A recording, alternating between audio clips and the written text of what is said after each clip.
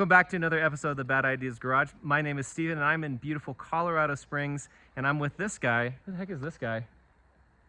Fine. Welcome back to another episode of the Bad Ideas Garage. My name is Steven and this is Brandon. We are here in beautiful Colorado Springs, Colorado, and right... Keep going, it's good. Welcome back to...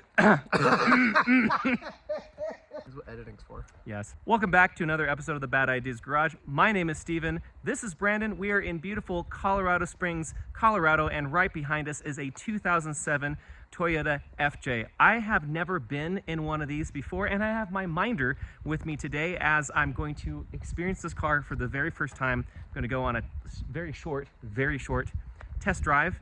And we're going to learn a little bit more about these because I know a lot of people that have them, they really like them. And so I'm going to learn about what it's like to drive one of these cars, and we're going to have a really good time. Brandon, what the heck are you doing here? I live here. I guess that's a really good reason for you to be here. That's a good reason, yeah. It's my stepdad's car, truck thing. But it's a super good car, truck thing.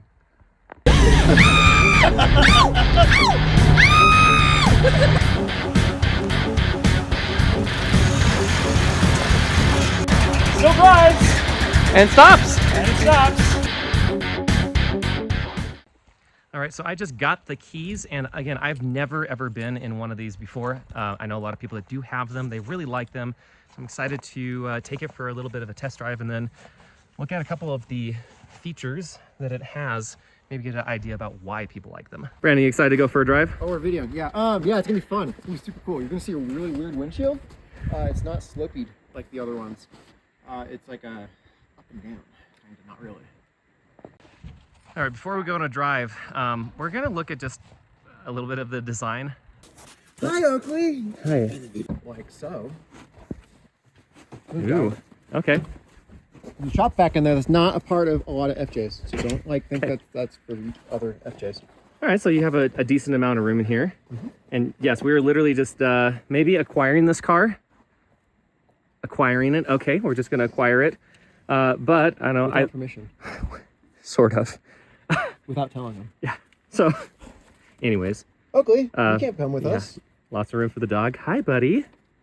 That is actually a really cool feature about it, because like when we were moving down to Colorado Springs, like this, you could load this thing.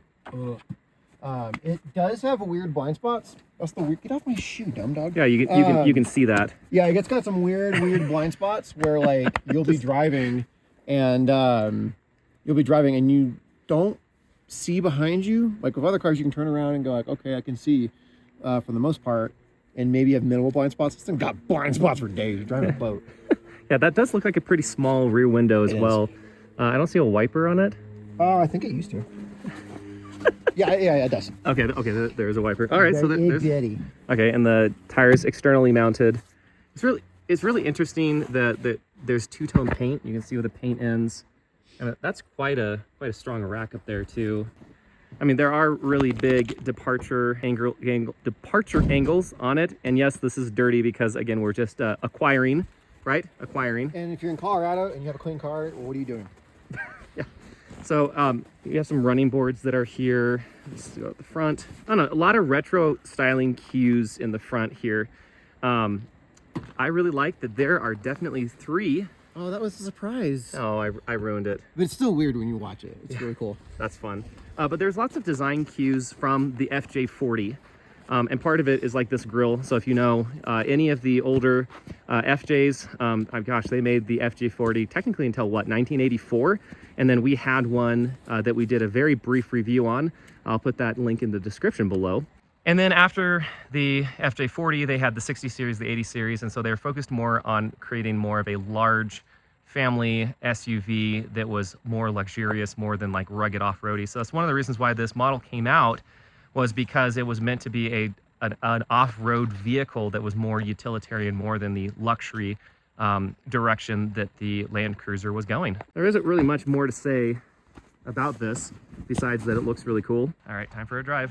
Nice FJ mats. I like the FJ kick panel that's right here. But everything does look really utilitarian and very Toyota. These gauges look very Toyota. Moving in, and it is cold. The glove box is way down here. All right, so yeah, a couple weird things, including you think that's where the glove box is? No, it's down here. Ow! Gosh, dang it! Okay. It's right there. It's right there. I mean, this is very Toyota.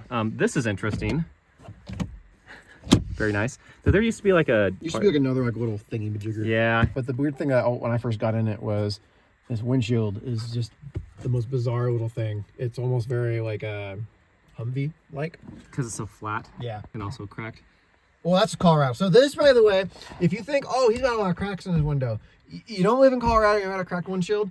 Again, what are you doing? Like there's requisites to live in Colorado. You have to have a cracked windshield and your car has to be dirty. If you're not doing either of those, you're either really rich or you just don't drive your car. So this is a badge of honor. Badge of honor. I think you hit a bird. Oh my gosh. I'm not sure. Anyways, a couple other things in here. This one has the rear differential lock. This oh, okay. So, that's an aux. It's an aux cable. Aux cable. Oh my gosh, that's old school. And charging. Ooh, you got parking sensors because you can't really See a whole lot back here.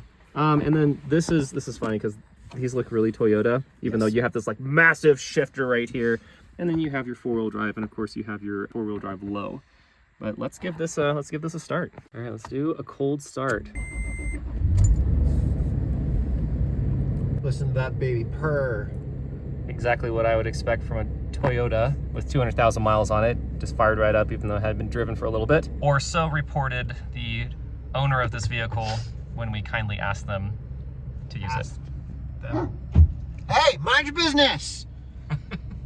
Hi. All right, I'm a sucker, so I knew that we couldn't go on a drive without having the dog back here. Again, so shop vacs don't come with FJ. Hi, there we go. Hi, open. Hey, doggy.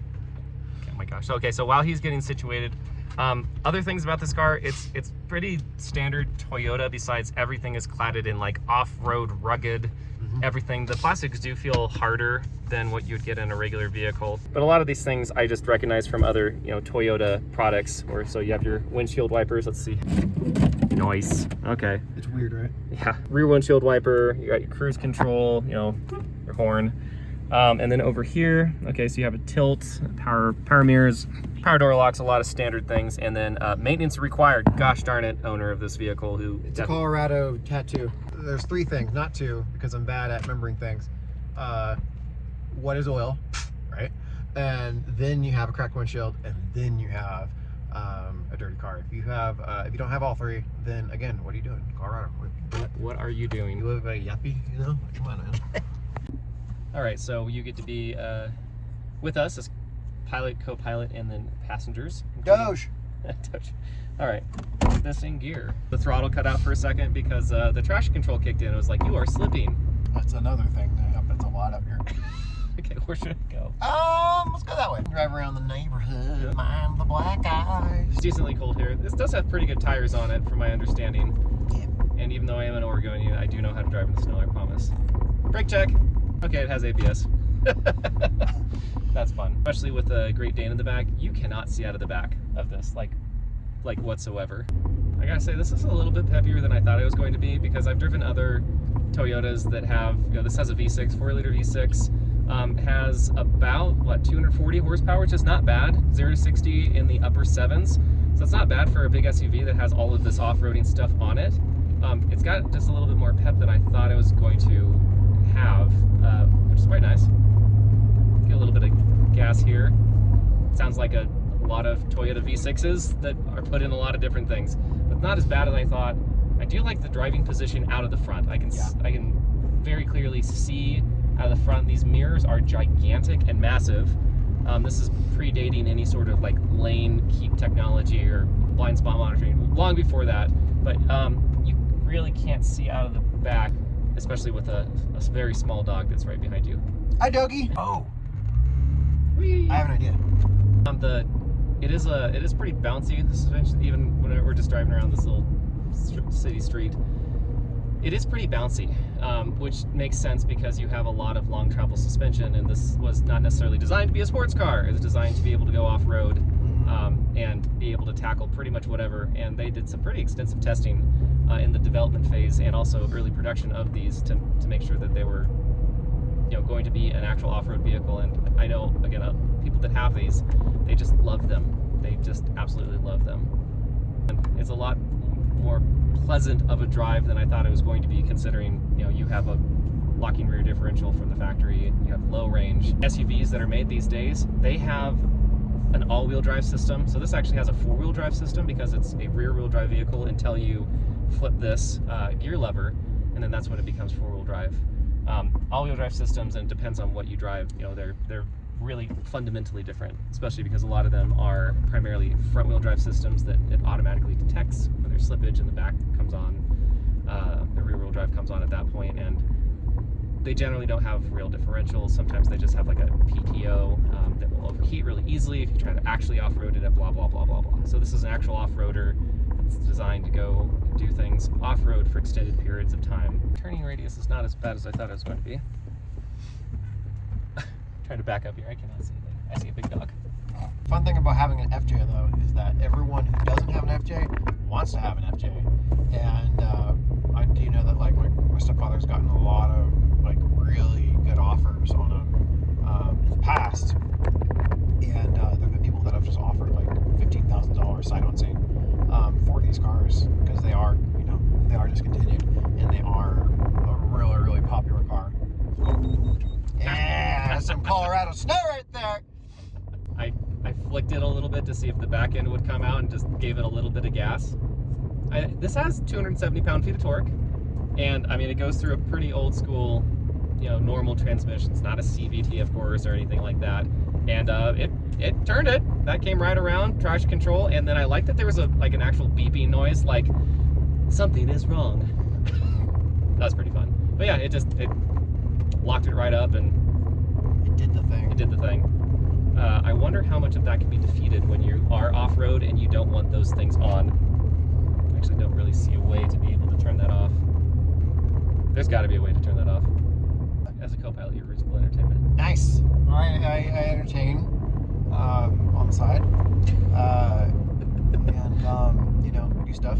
I do things. Yeah, even at 35 miles an hour, you can feel the motion in the ocean. A lot of things that are moving around. I did read that these do not get very good gas mileage. No. Even though it's a big V6, 4 liters, but it just doesn't get very good gas mileage. You know, there are bigger vehicles that you can get that probably get just about the same fuel economy. Here, let's give it a little bit of fuel here. Speaking of fuel economy.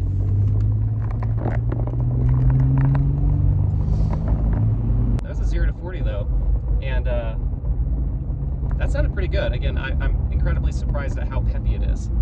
I do like, this feels like it's a bigger vehicle, but it doesn't feel like it's a huge vehicle. That's one thing I really don't like. It's one of the reasons why I daily drive a Mazda, is because they're tiny, and I like it. It's a gorgeous view. Colorado Springs, a city under the mountain. Is that what it's actually called? No, not at all. I call it that. Okay, I'm taking a 45 mile an hour. I feel like I'm like falling into that side of the lane. Yeah, I can feel it. Yeah. Looking right down the line. Okay, well, we're gonna try to get this, you know, at least on some dirt. Yeah, I got you. Okay. Brakes feel pretty good. I can take a left. Yeah. Oh, okay. Well, I actually can't. So. No, you're on your own now. You're gonna experience the full FJ experience. Okay, so I'm turning left. Okay, I can't see out the top because this is actually now that I look at it, this is is my seat? Okay, manual seat. Okay, I have to like bend down to be able to see this. And then I was like gonna look back to be able to, you know, back up a little bit. Nope, can't see out the back. And it's not because of the dock. Full experience. Wait till you get on the highway and you gotta change lanes. Oh yeah. That's fun. Well, these mirrors aren't bad. I mean, you can't really check your blind spot at all. I mean, we're doing highway speeds. It's a lot quieter than I thought it was going to be. Going uphill, a little bit of gear hunting between 5th and 4th gear, but yeah. Plenty of power for what you need. Right here. Oh, right here. Yes. Where the yellow is. Just drive right over that. Seriously? Yeah. Onward!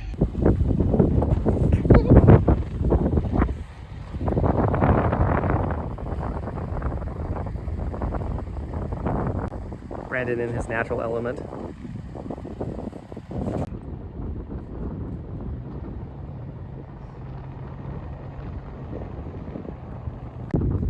Picture of Doogie.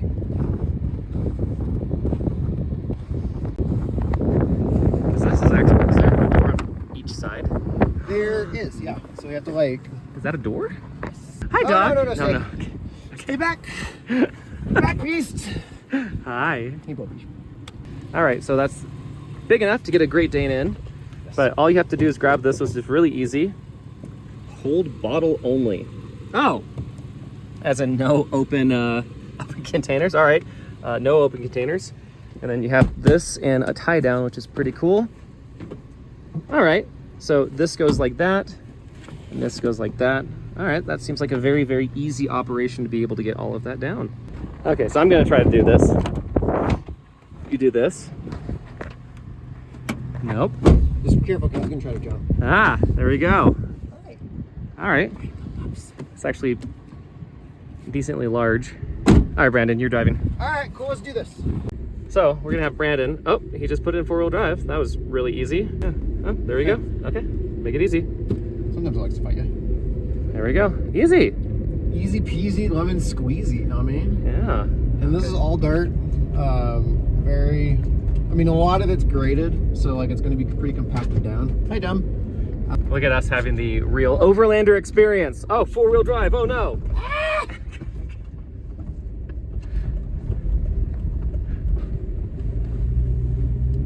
Yeah, Crick's really nice one. Yeah, it's compacted snow and ice on this beautiful Colorado day.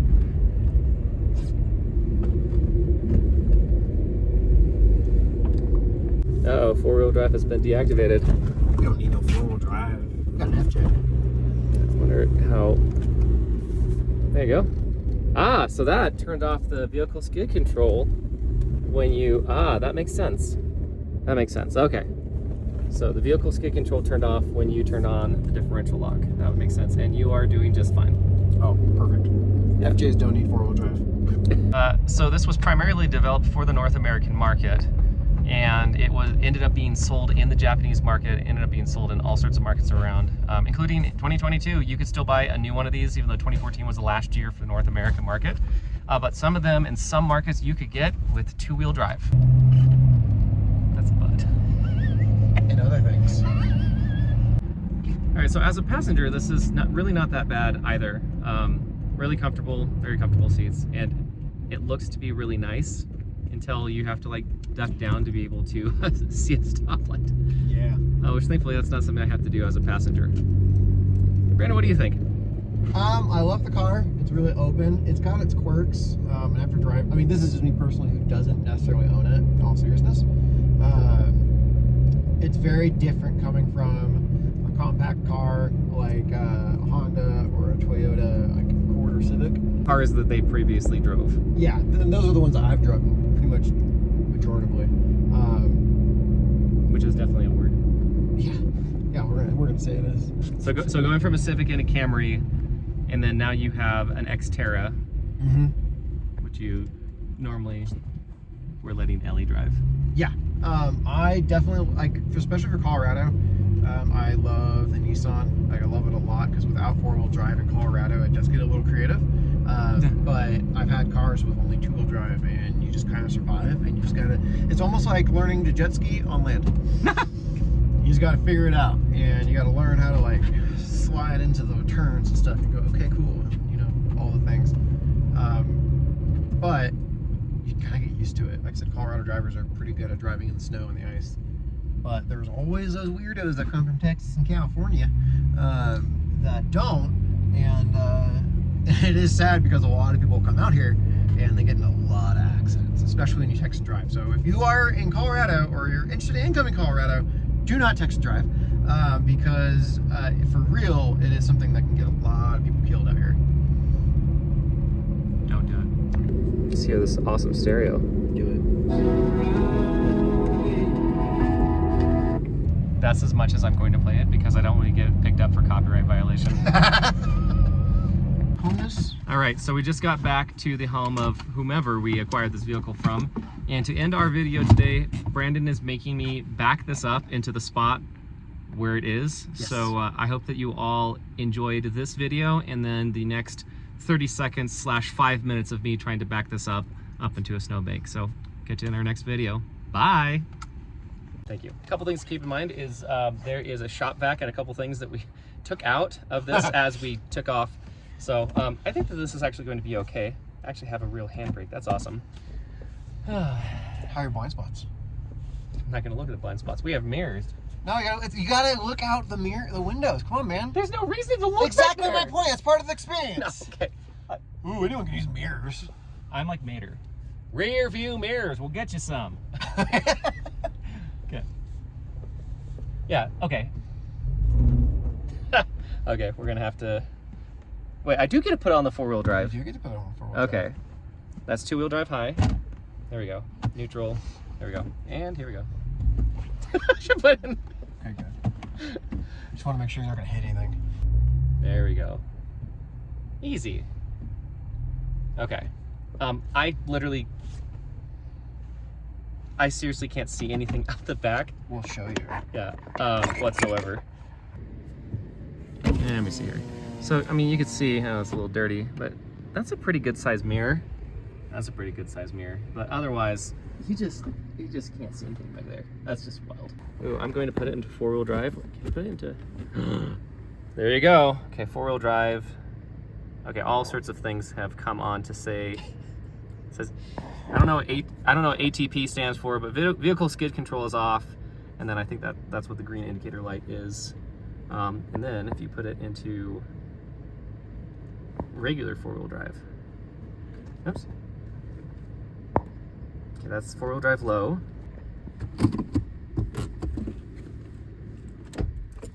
Neat car though, right? Yeah. Did I park it decently? I parked it decently. There you go. All right, so we're gonna undo it. There we go. Alrighty.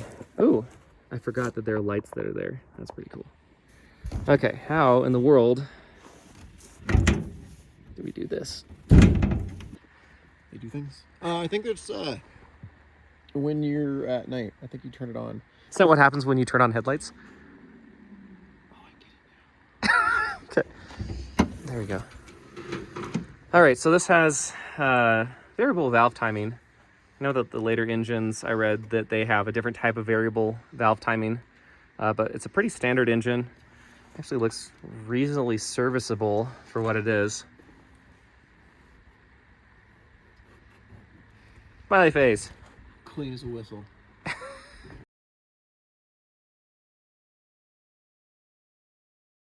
3, 2, 1, go. Oh! Oh, wow, wow, okay.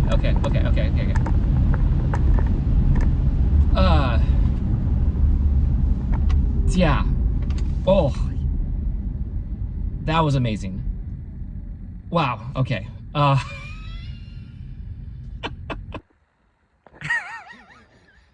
What? Okay. Welcome back. Oh, there's the sun's got that right there. lens There we flare. go. There we go. Bad for your health. Okay. Okay, we're good. Welcome back to another episode of the Bad Ideas Garage. My name is Steven, and I'm in beautiful Colorado Springs, and I'm with this guy. Who the heck is this guy? Fine. Oh, I'm Brandon. That's my car. It's not okay. It's not my car. It's my stepdad's car. But like, I mean, it's technically my car if he died.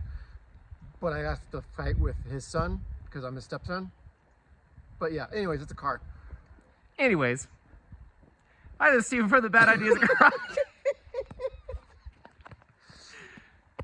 My name is Steven from the Bad Ideas Garage, and we are here with this wonderful 2007 Toyota FJ, and I'm with this random guy named Brandon here in Colorado Springs. Brandon, what the heck are you doing here? My name is.